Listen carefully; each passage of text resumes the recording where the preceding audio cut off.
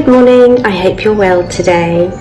My name is Becky and I'm from Kiddy Cook, and we are going to be making a stuffed flatbread.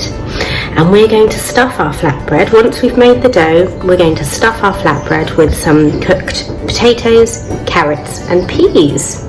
So let's have a look at what ingredients we need to make our flatbread.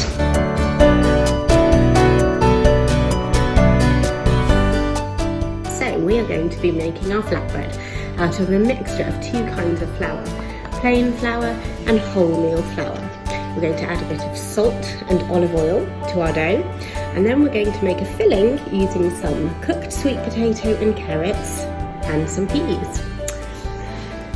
You might need to get a grown-up to help you with some elements of this, so maybe have a watch of the video through first, and then you can see with your grown-up what help you might need. So once you've got your ingredients together, you need to get your equipment together. Here's your equipment. You need 2 bowls, one to mix your dough in and one to mix your filling in. You need a rolling pin, some scales, a half a teaspoon for your salt, a peeler and a knife. The first ingredient you need to weigh out is your flour.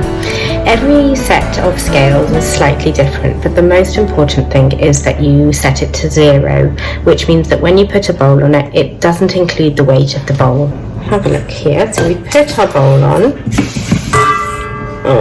the scales, and then we need to press the button that makes it go to 0. So you'll see the number goes to 0, and then you know you're ready to put your flour in. So we're going to add in 50 grams of each kind of flour. So next we're going to add in our white flour. There we go, exactly 50. We are going to add in our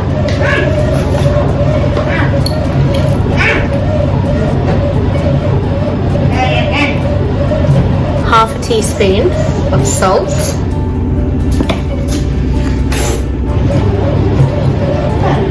and 1 teaspoon of oil. There we go.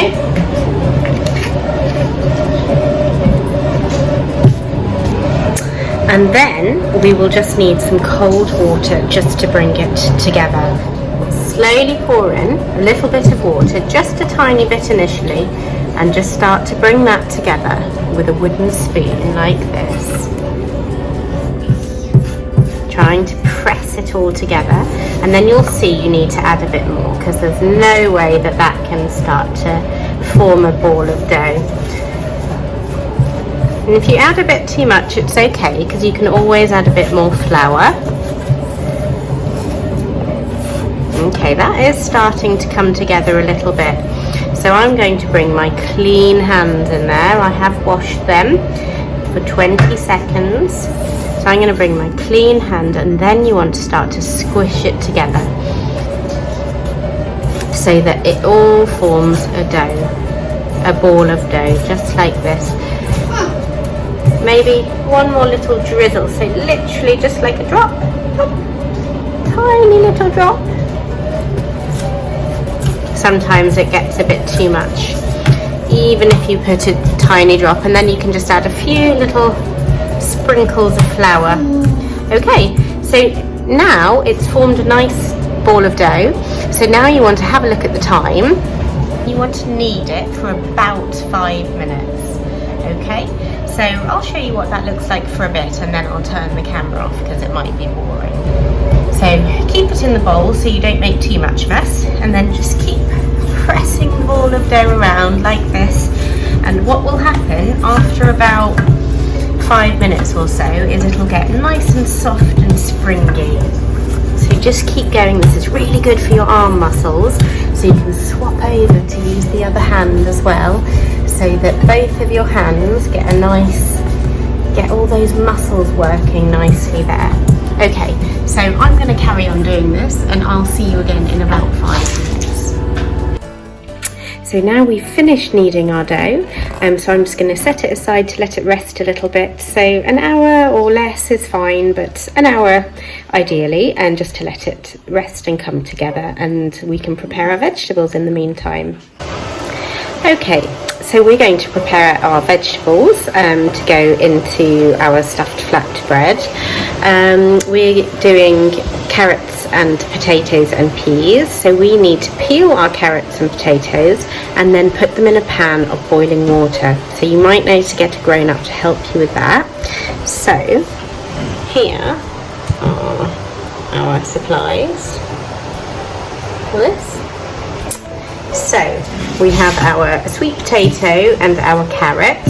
So we're going to peel these. Now you need to be very careful with the peeler, obviously, because this is very, very sharp. So holding it nice and steady in your hand, you can put it down onto the table and then really gently pulling the peeler.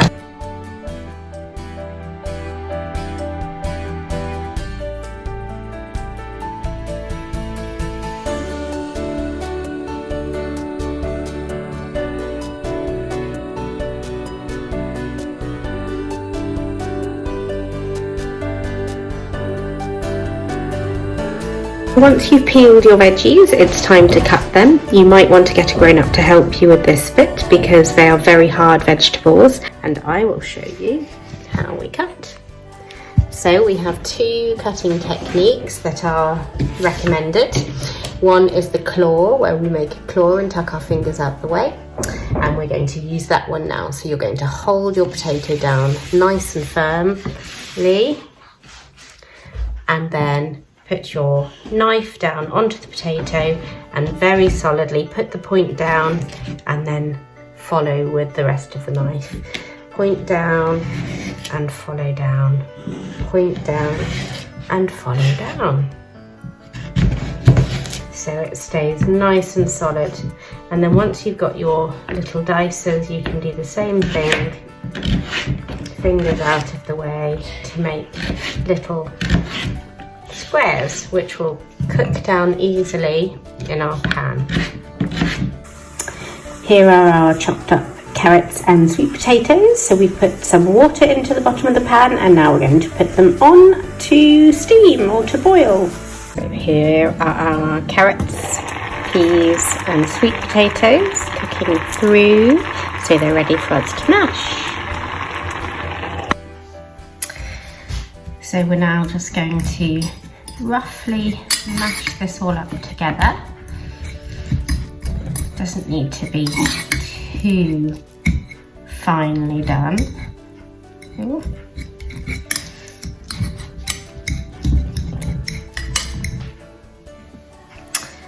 And now we've got it much more mashed up together. We're going to just add in half a teaspoon curry powder. And then you can add more to taste if you would like a little bit of extra flavour, just depending on what you like. The half a teaspoon is literally just enough to give a nice little flavour. If you like it a bit spicy, then you can add a bit more, but what we've added so far won't be spicy, it just adds a nice flavour. Okay, right, we're going to put that to one side and we're going to get our dough out of the bowl. So now we've let our dough rest a little bit, we're going to take it and we're going to divide it into three pieces like this. 1, 2, 3. And then we're going to lightly flour the surface here.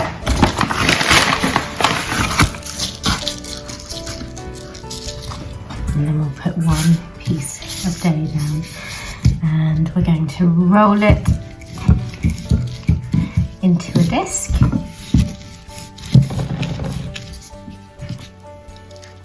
And then we're going to take about a tablespoon of our lovely mix, maybe a bit much, and put a pinch up the edges till they're all sealed like so. And it looks a bit like a pasty.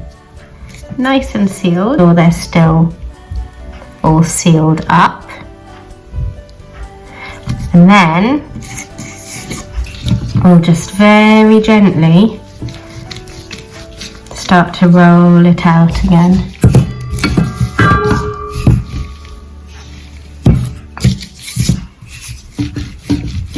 Like so.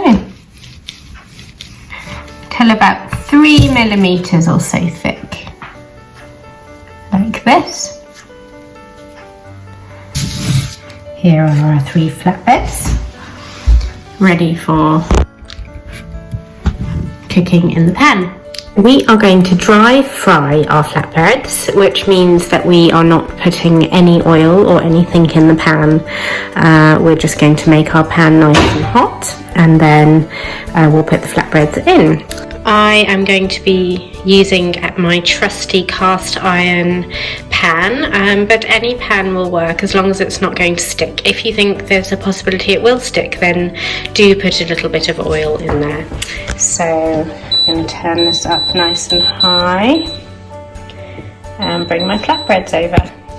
So our pan is now nice and hot, so I'm going to just take a flatbread and pop it in like this.